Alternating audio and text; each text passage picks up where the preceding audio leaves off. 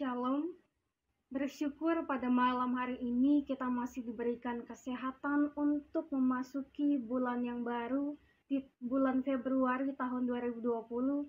Tentunya ini semua adalah berkat pertolongan dari Tuhan Yesus. Nah, jemaat Tuhan, Kitab Amsal merupakan kitab yang berisi mengenai berbagai pengajaran-pengajaran yang bersifat untuk mendidik umat Israel pada masa itu.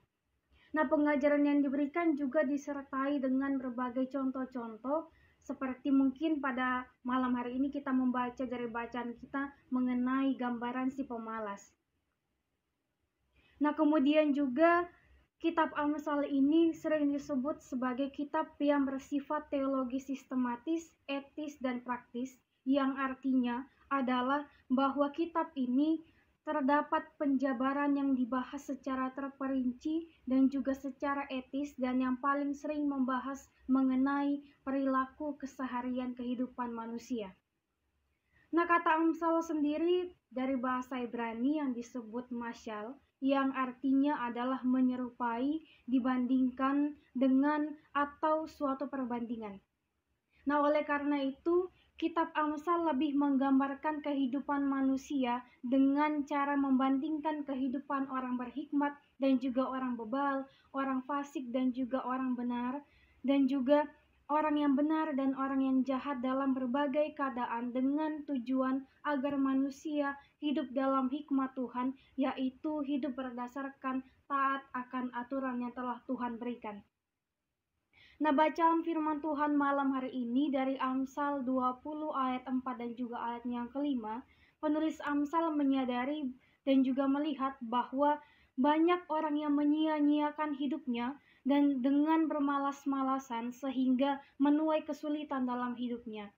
Tetapi keberhasilan dalam hidup hanya bisa diraih dengan bekerja keras dan juga mau berjuang untuk mempergunakan semua anugerah yang telah diberikan Tuhan secara cuma-cuma. Nah, bangsa Israel hanya punya 2 musim, yaitu musim kemarau dan juga musim penghujan.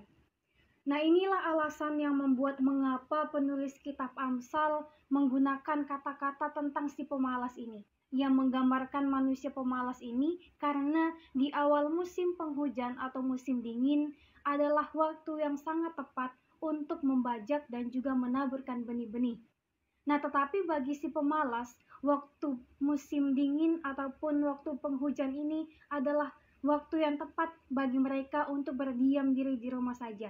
Karena mereka merasa dingin dan juga mereka merasa bahwa tidak perlu untuk melakukan apa-apa ketika musim dingin ataupun pada musim penghujan.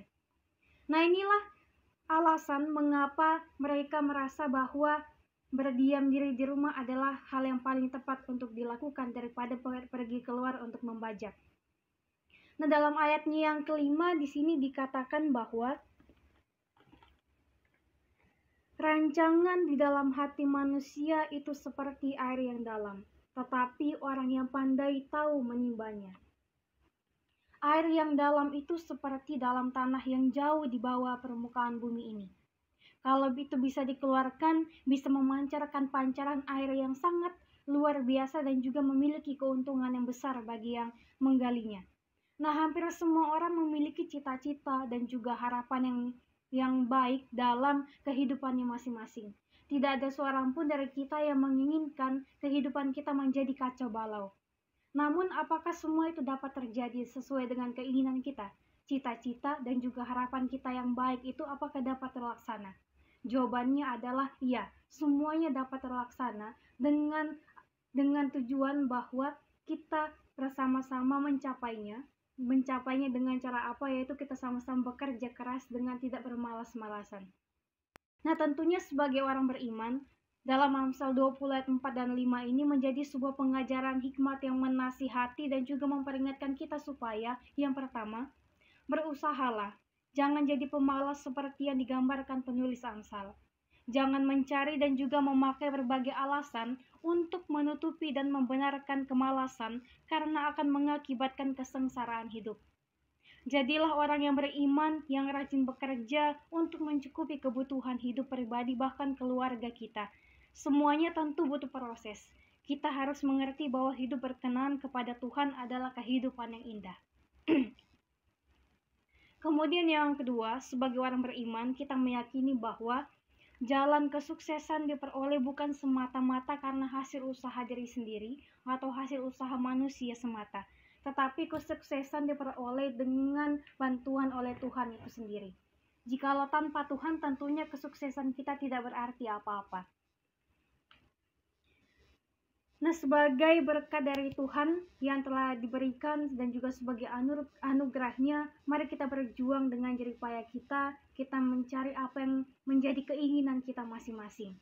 Untuk itu, Bapak dan Saudara jemaat Tuhan, belajar dari firman Tuhan, tekun berdoa serta berusaha adalah suatu kekuatan mutlak yang dipegang oleh semua umat yang percaya kepada Tuhan. Namun ingatlah juga bahwa jika hanya berdoa saja dan juga hanya rajin membaca Alkitab tanpa berusaha, tentunya semuanya hanyalah akan sia-sia saja. Ingat apa yang dikatakan bahwa ora et labora, bekerja dan berusahalah. Semua yang kita kerjakan, doakanlah itu agar semuanya dapat tercapai. Mengapa kita harus doakan? Sebab dengan berdoa, kita meminta hikmat dan juga kita meminta pertolongan dari Tuhan, dan juga kita mengakui bahwa Tuhan adalah penolong kita yang sejati. Untuk itu, bekerja, berusaha, dan juga berdoa haruslah kita jadikan sebagai satu kesatuan yang tentunya tidak boleh terlepas satu dengan yang lainnya. Sebab tanpa doa, usaha kita akan sia-sia. Begitupun sebaliknya, tanpa usaha, doa kita pun hanyalah menjadi kesia-siaan semata. Nah, jemaat Tuhan, dalam keadaan yang sulit, ketika kita diperhadapkan dengan berbagai tantangan hidup, di mana kita harus berjuang melewati pandemi COVID ini, yang mungkin saja membuat keadaan ekonomi pribadi kita, bahkan keadaan ekonomi keluarga menjadi tidak baik. Bahkan keadaan kesehatan kita, mungkin saja orang sekitar kita, teman kita, keluarga kita, bahkan orang-orang terdekat kita yang mengalami sakit penyakit, baik itu COVID ataupun selain COVID, tentunya ada kesedihan di hati kita masing-masing. Kita mempertanyakan di manakah Tuhan, mengapa kita mengalami berbagai macam pergumulan yang ada bahkan yang menyesakkan hati kita masing-masing. Nah, tentunya dari firman Tuhan malam hari ini kita mau diajarkan bahwa percayalah, jangan bermalas-malasan, tetapi jangan bermalas-malasan untuk meminta pertolongan kepada Tuhan. Berdoa, bekerja, dan usahakanlah semuanya itu. Maka yakin dan percayalah Tuhan akan menolong kita. Dan juga ketika kadang-kadang kita tidak mengerti bahwa Tuhan sedang merencanakan pekerjaan yang besar atau perkara yang besar bagi kita, sehingga kita berpikir apa yang harus kita lakukan dan juga kekuatan apa yang dapat kita gunakan untuk kita melewati semuanya ini.